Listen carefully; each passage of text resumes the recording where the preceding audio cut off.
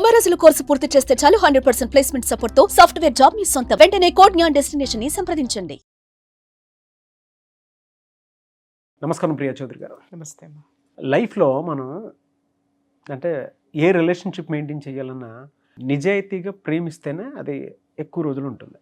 అయితే మనం ఎంత నిజాయితీగా ప్రేమించినా కొన్నిసార్లు మనకు తెలియకుండానే అవతల వాటి వైపు నుంచి ఆ ప్రేమ దక్కకపోగా మన కన్నీళ్ళు మాత్రమే మిగులుతాయి. అవతల వాళ్ళు ఎంజాయ్ చేస్తారు దాన్ని, ఆ రిలేషన్షిప్లో ఉండి కూడా ఎంజాయ్ చేస్తారు. మనకి ఎలా ఉంటుందని అంటే లోపల సలిపినట్లు ఉంటుంది, ఆ లోపల పేగులన్నీ మడత పెట్టినట్టు ఉంటుంది, ఆ గుండె దగ్గర తెలియని నొప్పి కనిపిస్తూ ఉంటుంది. మనకి ప్రేమించడం తప్ప, అది కూడా అంత నిజాయితీగా ప్రేమించడం తప్ప నేను చేసింది అదేనా అని అనిపిస్తుంది. అది ఇవాళ ఈ పెయిన్ ఒకళ్ళిద్దరికి ఉంది అని అంటే కాదు, ప్రపంచం మొత్తానికి ఒక స్టేజ్లో ఏదో ఒక స్టేజ్లోనే ఖచ్చితంగా దీన్ని ఆ పెయిన్ని చూసేటువంటి వాళ్ళు చాలామంది ఉన్నారు అండ్ భరిస్తున్నారు కూడా. స్టిల్ అంతలా ప్రేమించడం తప్ప, నిజాయితీగా ఉండటం తప్ప. దేనికైనా ఒక హద్దు ఉంటుంది నాగరాజ్. ఇప్పుడు ఈ బాటిల్ ఉంది, ఇది ఎంత 250 ml. ఓకే, దీంట్లో వాటర్ ఎంత పోయాలి నువ్వు? 250 కాదు, 258 పోయాలి.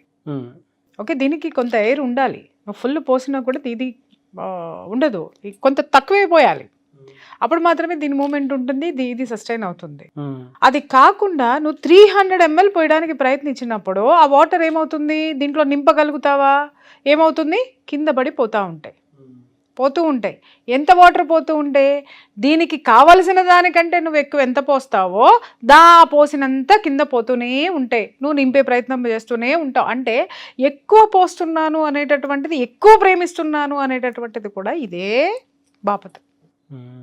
ఒక మనిషి కానీ, ఒక బంధం కానీ, దేనికైనా కానీ కొన్ని హద్దులు ఉంటాయి, అలాగే కొలతలు కూడా ఉంటాయని చెప్తాను నేను. మనకి అర్హత లేని వాళ్ళకో లేకపోతే విలువ లేని వాళ్ళకో నువ్వు వాళ్ళ విలువకి మించి నువ్వు ఏది ఇచ్చినా, అర్హత లేని వాళ్ళని తీసుకొని వచ్చి అందలం ఎక్కించిన మన పెద్దవాళ్ళు ఊరికినే కొన్ని సామెతలు చెప్పలేదు. అర్హత లేని వాడికి అందలం ఎక్కించొద్దు అని మాట్లాడతారు. ఎందుకు అందలం ఎక్కించొద్దు అని అంటే వాడికి దానిని అక్కడ నిలబడే అర్హత వాడికి ఉండాలి కదా. వాడికి అది లేనప్పుడు నువ్వు అక్కడ ఎక్కించి కూర్చోబెడితే వాడి నైజం ఏంటో అది చూపిస్తాడు తప్ప నువ్వు అనుకున్నటువంటి క్వాలిటీ వాడిలో లేదు కదా. క్వాలిఫికేషన్ లేదు, క్వాలిటీ లేదు. సో ఏమవుతుంది? అది పాడైపోతుంది. క్వాలిటీ నువ్వు ఉంటే సరిపోదు. ఇప్పుడు ఈ బాటిల్లో శుభ్రంగా ఉంటే నీళ్ళు కూడా శుభ్రమైనవి పోస్తే ఇంత ప్లెయిన్గా కనిపించింది, అవునా? బాటిల్ని మురిగ్గా ఉంది, నువ్వు ప్లెయిన్ వాటర్ పోసావు, ఏమవుతుంది? మురికే. ఓకే, బాటిల్ ప్లెయిన్గా ఉంది, మురికి వాటర్ పోసావు, ఏం కనిపిస్తుంది? రెండు ఎలా ఉండాలి? ఈక్వల్ స్టేటస్ ఉండాలి. Equal status.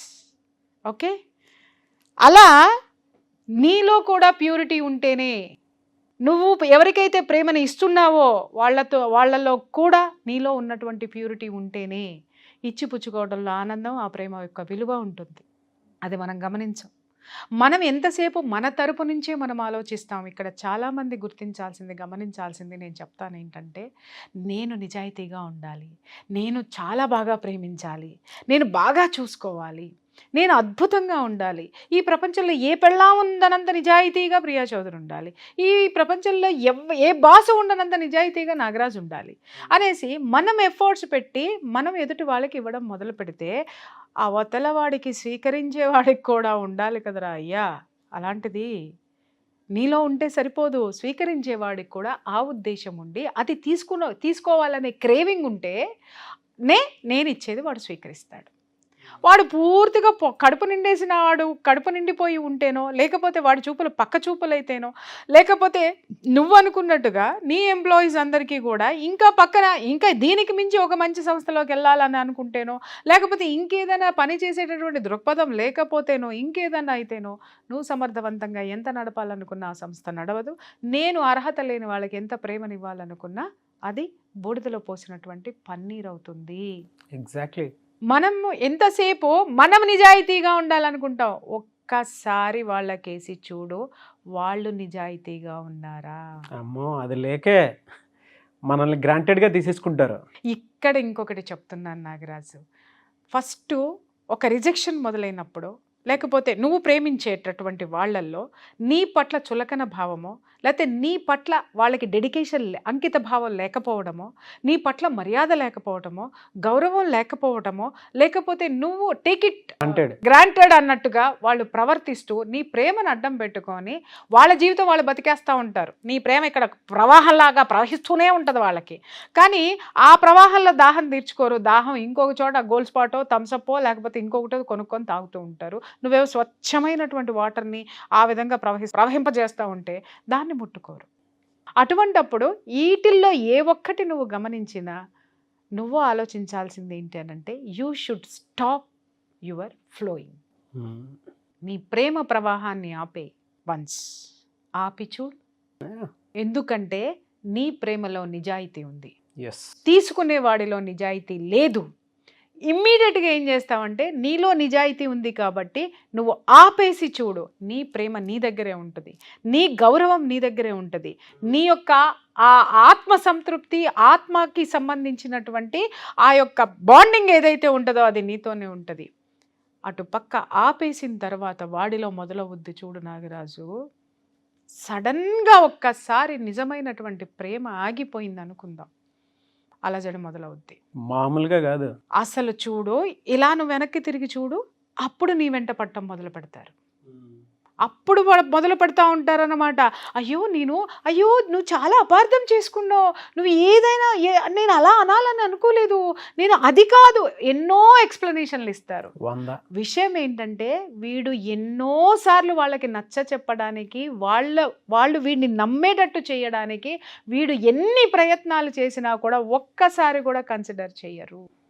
ఇంకొకటి ఏంటి అనంటే, వాళ్ళు ఒకవేళ వాళ్ళు బెటర్ లైఫ్ వాళ్ళకి కనిపించింది అనుకుందాం నాగరాజు, యువతల నుంచి వాళ్ళు వీడికి హ్యాండ్ ఇస్తున్నామనో దీన్ని వదిలేస్తున్నామనో ఇది అక్కర్లేదని మాత్రం చెప్పరు.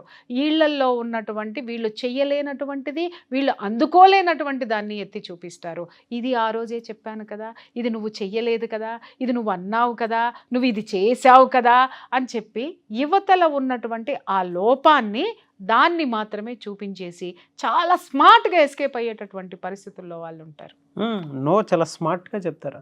నేను ఒక ఎపిసోడ్లో నేను చెప్పాను, మా పెదనాన్నగారు ఏం చెప్పారు అంటే, 100లో నువ్వు ఒక్కదానివే ఉండాలి అని చెప్పేసాను. ఆయన ఇంకొక మాట కూడా చెప్పారు, ఎదుటి వాడు నో చెప్పే లోపు నువ్వు డబల్ నో చెప్పు. అదిరిపోయింది. డబల్ నో చెప్పు, శక్తి నీకు పెరుగుతుంది, నీ ఎనర్జీ నీకుంటుంది, నీ తరికా ఏంటో నీకు తెలుస్తుంది. వాడిని పట్టించుకోవటం మానే, గీత దాటనివ్వకు అని. మళ్ళీ మనం వెనక్కి తిరిగి ఆలోచించొద్దు, వాడు నా గురించి ఆలోచిస్తున్నాడా, వాడు ఏం చేస్తున్నాడో, లేకపోతే ఇదేంటి దీని దగ్గర నేను పట్టుబడిపోయాను, ఇదేం చేస్తుందో అని వాడు మన వెంట తిరిగి ఆలోచిస్తాడు తప్ప నువ్వు వెనక్కి తిరిగి చూడొద్దు. ఎందుకంటే నీ ప్రయాణానికి ఒక లక్ష్యం ఉంది, నీ ప్రయాణానికి ఒక స్పష్టత ఉంది, నీ ప్రేమలో నిజాయితీ ఉంది. నువ్వెందుకు వెనక్కి తిరిగి చూడాలి? నువ్వు కావలసినంత వాళ్ళకి ఇవ్వడానికి ప్రయత్నించావు, నువ్వు కావలసినంత ఇచ్చి చూసావో, కానీ వాళ్ళల్లో నిజాయితీ లేదు అని నువ్వు ఎప్పుడైతే ఫైండ్ అవుట్ చేసావో, మళ్ళీ దయచేసి వాళ్ళల్లో నిజాయితీ వస్తుందని మాత్రమో జీవితంలో ఊహించకు, క్షమించకు, తిరిగి అలౌ చెయ్యకు. Never allow that. ఇలా అలౌ చేసిన తర్వాత వీళ్ళు ఎందుకు వెనక్కి వస్తారో చెప్తాను నాగరాజు. వీళ్ళకేంటంటే, వీళ్ళు ఎదుటి మనిషిని వీళ్ళు రిజెక్ట్ చేస్తారు, కానీ వీళ్ళని వాడు రిజెక్ట్ చేయడం అనే దాన్ని భరించలేరు. వాడు రిజెక్ట్ చేయకూడదు, లేదా ఆమె రిజెక్ట్ చేయకూడదు. వీడు రిజెక్ట్ చేయొచ్చు, ఆమె రిజెక్ట్ చేయొచ్చు. రిజెక్ట్ చేసి ఎన్ని లత్తుకోరు సంబంధాలైనా పెట్టుకోవచ్చు, ఎన్ని ప్రేమలైనా ప్రేమించేసేయచ్చు, ఎక్కడికైనా వెళ్ళిపోవచ్చు. వన్స్ వీళ్ళు గనక రిజెక్ట్ చేశారు అని అంటే వాడు భరించలేడు ఆ రిజెక్షన్ని, వెనక పడిపోతూ ఉంటారన్నమాట. అహం, వాడి ఈగో దెబ్బతింటుంది, ఆ ఈగోని ఎత్తుక్కుంటూ వచ్చేస్తాడు. అరే నేను ఏం చేసినా నా కాలు కింద చెప్పులాగా ఉండేటోడు ఏంటి ఇట్లా చేస్తున్నాడు, అరే నేను ఏం చేసినా కూడా ఇది అయ్యో నేను ఇంకా ఏం చేయాలి, నేనే తప్పు చేశానని చంపలేసుకునేటటువంటిది ఒక్కసారి చంప పగలగొట్టి వెళ్ళిపోయింది. ఏంటి, ఏదో జరిగింది, సైకిల్ చెప్పుడు ఏదో జరిగింది, బేతాళా ఏమి జరిగింది అని ఇలా అబ్బాయి ఈడు నా కాళ్ళు పట్టుకొని ఇది పట్టుకొని ఉండేవాడు, సడన్ గా ఇలా జరిగింది అంటే ఎవరో అంటే నడిపిస్తున్నాడు ఇన్ని. ఆ కారణం వెతకడానికి మన దగ్గర బోళ్ళన్ని నాటకాలు బోళ్ళన్ని వేషాలు వేస్తూ ఉంటారు. ఆ వేషాలని నాటకాలని కనుక నీలో ఉన్నటువంటి మాయ పొర కమ్మిందే వాళ్ళ పట్ల, ఆ మాయ పొర కమ్మినటువంటి మాయ పొర చీల్చుకుని నువ్వు వెనక్కి వచ్చావు, అది మర్చిపోవద్దు. మళ్ళీ అదే మాయ పొరను నువ్వు కప్పేసుకున్నావు అనంటే అగైన్ ఏ రోజుకైనా మళ్ళీ రిజెక్షన్ని నువ్వు చవి చూడాల్సి వస్తుంది. నిలకడ లేనటువంటి మనస్తత్వాలు, నిలకడ లేనటువంటి మనుషులు, నిజాయితీ లేనటువంటి ప్రేమల్ని నాగరాజు కట్ మొదట్లోనే అలా చెయ్యకపోతే జీవితాలు నాశనం అయిపోతాయి, బాగా బతుకు పోతుందయ్యా, అది కూడా ఒకటి జీవితం, అన్నీ సింగిల్ లైఫ్ పోతాయి మొత్తం. అయ్యా. అన్నీ ఎదుటిన్నోడు పోతాయి, బాగా ఆనందం పోతుంది. కానీ అవకాశవాది ఎదుటివాడు ఎవడైతే ఉన్నాడో వాడు మాత్రము నీకు 50 ఏళ్ళు వచ్చిన తర్వాత నువ్వు రియలైజ్ అయ్యావనుకో, అవతల వాడు ఎవడైతే నిన్ను రిజెక్ట్ చేస్తున్నా నువ్వు క్షమిస్తూ వచ్చావో వాడు మాత్రం జీవితంలో ఏం కావాలో అన్ని జుర్రేసుకొని ఉంటాడు, నువ్వు ఎండుకుపోయి కూర్చొని ఉంటావు. అప్పుడు ఏడుస్తావు, అప్పుడు దేవుణ్ణి తిడతావు, అప్పుడు ప్రకృతిని తిడతావు, అప్పుడు పెద్దవాళ్ళని తిడతావు, అప్పుడు స్నేహితుల్ని తిడతావు, నీకు నువ్వే తిట్టుకుంటావు. ఎందుకు తిట్టుకుంటావు? ఎన్నోసార్లు అతడు నైజము ఆమె నైజము నీ ముందు కనపడింది కదా, కనిపించినప్పుడు నువ్వు ఎందుకు దూరం పెట్టలేదు? ప్రేమ అనో లేకపోతే పరువనో లేకపోతే ఇంకొక బంధమనో ఇంకొక బంధాల కోసమో దాన్ని నువ్వు ఆ పేడ తట్టను మోసి మోసి మోసి మోసి చివరికి ఆ పేడ పురుగులు పట్టిపోయి ఆ పురుగులు నీ ఒంట్లోకి చేరి నీ శరీరం అంతా కుళ్ళబొడి చేసినయే. ఎవరిని తిడతావు? మోసింది నువ్వే కదా. అది పేడతట్టని తెలిసిన తర్వాత పురుగులు పడతాను మొదలుపెట్టిన తర్వాత దాన్ని తీసి అవతల పారేసి హాయిగా తలస్నానం చేసి కూర్చున్నావు అనుకో నాగరాజు, ఎంత ప్రశాంతంగా ఉంటుంది, ఎంత హాయిగా ఉంటుంది. దింపేసిన బరువుతోటి నీ శరీరం ఎంత తేలిగ్గా ఉంటుంది. ఎందుకు ఇలాంటివన్నీ? అర్హత లేని వాడికి ఇవ్వద్దు. వేమన శతకం ఉంది, ఏంటి? కనకపు సింహాసనమున సునకమును కూర్చుండబెట్టిన చెప్పు కొరికే బుద్ధి పోతుందా? అది చెప్పులే కొరుకుతుంది దిగి. నువ్వు దగ్గర తీసుకుంటే మళ్ళీ ఏదైనా పోతుంది తప్ప వేరే ఆప్షన్ ఉండదు. 100% అండి.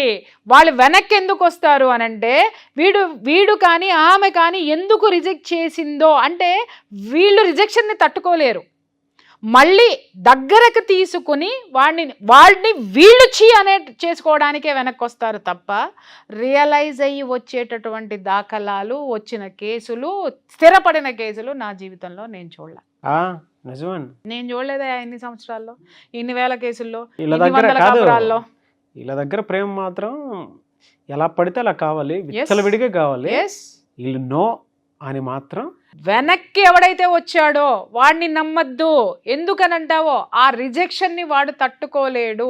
నీ చేత ఎస్ అనిపించుకుని మళ్ళీ వాడో అదో నిన్ను రిజెక్ట్ చేసి వెళ్ళిపోతారు. వాళ్ళ అహం సంతృప్తి పరచుకోవడానికే తిరిగి నీ దగ్గరకు వస్తున్నారు తప్ప it's not called true love. ఇవాళ యంగ్స్టర్స్ కానివ్వండి, ఇంకా ఎవరైతే రిలేషన్షిప్లో ఉన్నటువంటి వాళ్ళు ఉంటారో వాళ్ళందరూ ఫేస్ చేసేటువంటి మెయిన్ ప్రాబ్లం ఇది ఒకటే. 100% బ్రేకప్లు అయ్యి వినండి, అసలు ఈ బ్రేకప్లు కూడా 3 సార్లు 4 సార్లు అవుతూ ఉంటాయి. ఒకసారి బ్రేకప్ అయి వెనక్కి వచ్చారు, ఓకే నువ్వు నమ్మావు కదా అతనో మంచివాడని, మళ్ళీ బ్రేకప్ ఎందుకైంది? మళ్ళీ అయిందా? మళ్ళీ నమ్మావా? మళ్ళీ వీళ్ళో వాళ్ళ బతులాడుకుని మళ్ళీ వచ్చారా? మళ్ళీ బ్రేకప్ అయిందా? అంటే అర్థం ఏంటి? అహం సాటిస్ఫై చేసుకోవడానికి మాత్రమే వెనక్కి వస్తున్నారు తప్ప అక్కడ ప్రేమను పొందడానికి మాత్రం రాలేదు. నువ్వు రిజెక్ట్ చేసావు కదా, నో నేను నిన్ను రిజెక్ట్ చేయాలి కాబట్టి మళ్ళీ నీకు దగ్గర అవుతాను. అప్పుడు నేను రిజెక్ట్ చేయంగానే నువ్వు కాళ్ళబేరానికి వస్తావు, నా అహం సంతృప్తి పడుతుంది, సరే చూస్తాలే అంట. ఆ తర్వాత మళ్ళీ ఇంకేదో జరుగుతుంది. నిజంగా మీ ఇద్దరి మధ్య ప్రేమ ఇద్దరిది నిజమైనదే, ఇద్దరి ప్రేమలో నిజాయితీ ఉంటే, సమంగా ఉంటే అసలు మొదటే బ్రేకప్ ఉండదు, రిజెక్షన్స్ ఉండవు. నిజంగా లవ్ ఉంటాయండి, సెల్ఫ్ రెస్పెక్ట్ అనే దాని మీద దిగజారిపోయి బతకం. వాళ్ళ దగ్గర నుంచి ఎంత రిజెక్షన్ కొన్ని సెల్ఫ్ రెస్పెక్ట్ పదం వాడావు నాగరాజు, సెల్ఫ్ రెస్పెక్ట్, ఆత్మ గౌరవం. దాని మీద ఎవడైతే కొడతాడో, దాని మీద ఎవడైతే ఆపోజిట్ పర్సన్ ఉన్నాడు కొడతాడో ఆ క్షణమే మనం క్లారిటీకి వచ్చాయి. ఎదుటివాడు ఆత్మగౌరవం మీద కొట్టడో, ఎదుటివాడు మన యొక్క జీవితం మీద దెబ్బ కొట్టిపోతాడు, మన ప్రేమ మీద దెబ్బ కొట్టిపోతాడు. మనం వాడిని తిరిగి ఆహ్వానిస్తే మనం ఆత్మగౌరవాన్ని చంపుకున్న వాళ్ళం అవుతాం, ఇంకా దిగజారిపోవటం కంప్లీట్గా. 100%. అంటే ఎలా ఉంటుంది అని అంటే చావును కొని తెచ్చుకోవడం అన్నమాట. ఇంకా అంతే. దరిద్రాన్ని కొని తెచ్చుకోవడం అన్నమాట. ఇంకా చెప్పాలంటే సెనైడ్ బాటిల్ని తెచ్చుకోవడం అన్నమాట.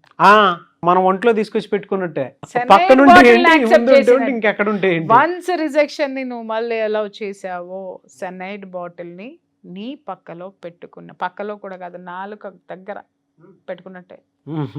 కాబట్టి ఎప్పుడైనా పగలొచ్చు. సెనైడ్స్ తెలుసా, ఒక బాల్స్లో ఉంటాయి అన్నమాట, ఒక సన్నటి గ్లాస్ ట్యూబ్లో ఉంటాయి అవి. ఇవి ఎక్కువ సూసైడ్ బాంబర్స్ వీళ్ళు వాడతారు అనమాట. వాళ్ళ పట్టుబడకుండా, ఒకవేళ సూసైడ్ ఇలా పెద్ద వాళ్ళని అటాక్ చేసేటప్పుడు వాళ్ళని కనుక పట్టుబడితే కనుక వాళ్ళ యొక్క రహస్యాలు తెలియకూడదని చెప్పేసి అని ఆ సెనైడ్ని లైట్ గ్లాస్ దీంట్లో పెట్టి వాళ్ళ దగ్గర పెట్టుకుంటారు, నాలుగు కింద పెట్టుకుంటారు వాళ్ళు.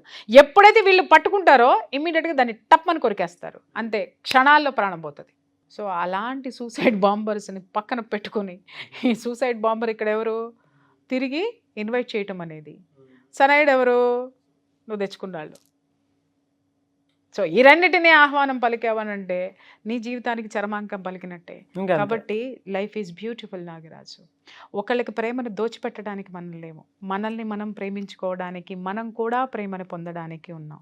కొంతమంది నా కొడుకులు, కొంతమంది మహాతల్లులు మాట్లాడతారు, నేను ప్రేమించటానికే ఉన్నా, నేను ప్రేమని ఇస్తూనే ఉంటా, నాకు ప్రేమ వస్తూనే ఉంది అని.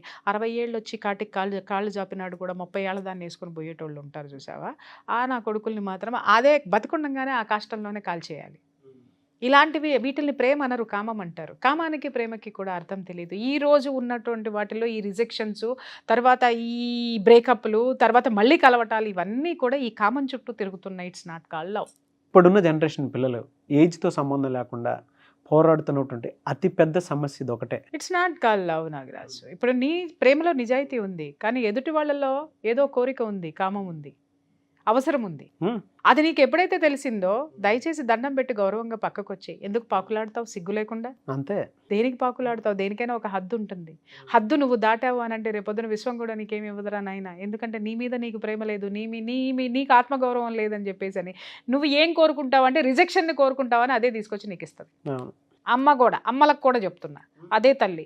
వెధవలు మీ జీవితంలోకి వచ్చి రిజెక్ట్ చేసిన తర్వాత వాడి కోసం పాకులాడకండి, మీ జీవితాన్ని నాశనం చేసుకోకండి. Go for better life, good life, beautiful life. Thank you so much Priya Chowdary గారు. Thank you.